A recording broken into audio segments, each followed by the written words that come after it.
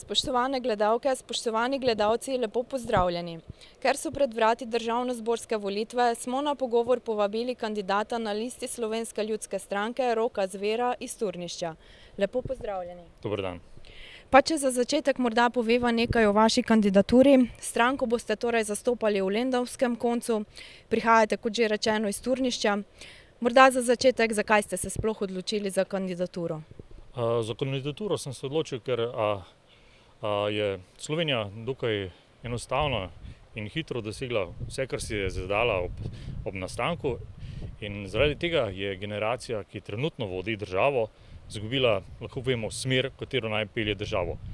In zato rabimo nove ideje, nove pogumne ljudi in široko debato o tem, kam peljati Slovenijo naprej. In zato sem pripravljen aktivno sodelovati. Ste bili že kdaj politično aktivni ali je to vaša prva tovrstna izkušnja?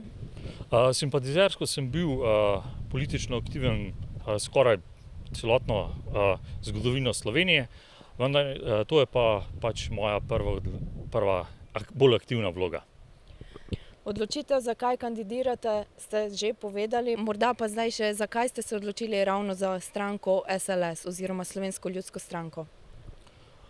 Za Slovensko ljudsko stranko sem se odločil predvsem zaradi tega, ker je ena najstarejših strank na Sloveniji, ima tradicijo, gradi na tradicionalnih vrednotah in trenutno sestavlja novo ekipo, ki bo popeljala Slovenijo v novo smer.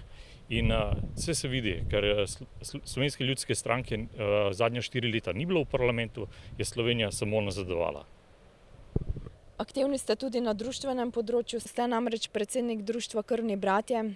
Morda za začetek, kaj je namen društva, na katerih področjih deluje, koliko članov imate? Imam namreč prirojeno motnjo starevanja krvi, kar pomeni, da ko pride do poškodbe, krvavitve, krvim dlje kot oseba, ki te motnje nima. Zdravljenje te bolezni se je skozi leta izboljšalo, vendar so nam kot posledica vseh teh krvavitev, poškodb, ostale okvare sklepov, kar posledično privede do invalidnosti. Ker ko pride do tega, se znajdeš v nekem vakuumu, ne veš kam, kako, in ko smo ob druženju hemofiliki spoznali, da imamo vsi iste oziroma podobne probleme, smo se odločili, da ustanovimo društvo, s katerim bomo pomagali sebi in obenem tudi tistim, ki pridejo za nami. Kot rečeno, ste predsednik društva Krvni bratje, pa morda katere poglavitne cilje ste si zastavili pri vodenju društva? Pri vodenju društva ker je skupno društvo, smo si zastavili cilj, da izobražujemo druge člane in skrbimo za čim manjšo socialno izključenost članstva. Če se vrneva k vaši kandidaturi, če boste izvoljeni kot poslanec v državnem zboru, zakaj se boste zavzemali, kaj boste Lendava in njen okoliš pridobila z vašo izvolitvijo?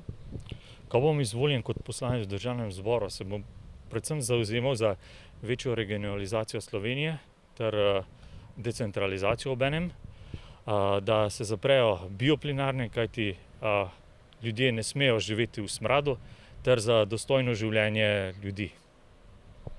Gospod Zver, najlepša hvala za vaš čas in vaša pojasnila ter čim več uspeha na volitvah. Hvala vam.